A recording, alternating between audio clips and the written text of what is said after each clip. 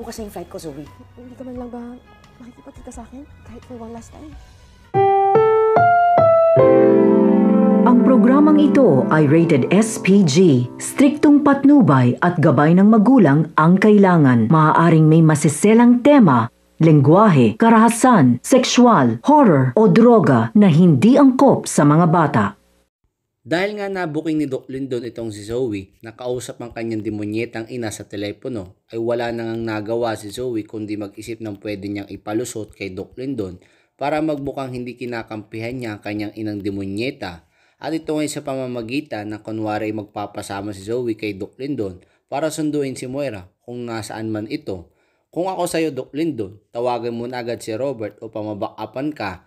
Baka ano lang ang gawin ni Zoe sa'yo, Doc Lindon, at baka itulak ka din niya sa tulay o ipasagasa sa kotse.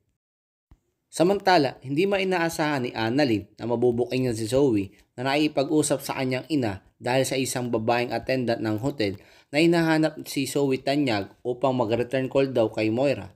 Dahil itong si Moira pala ay isang araw na lang ay may flight na palabas ng Japan dahil may bago na siyang identity upang sa bagong lugar ng kanyang pupuntahan ay doon na siya magtago habang buhay at manirahan. Pero wala na talagang balak sumama si Zoe sa kanya. Kaya naman itong si Moira ay mag-isa na lamang. Yun nga lang, pakiusapan ni Zoe si Moira na makipagkita sa kanya for the last time. Ito na nga kaya ang chance upang maudlot ang flight ni Moira at tuloy na nga siyang mahuli nila Robert. Yan ang dapat nating abangan.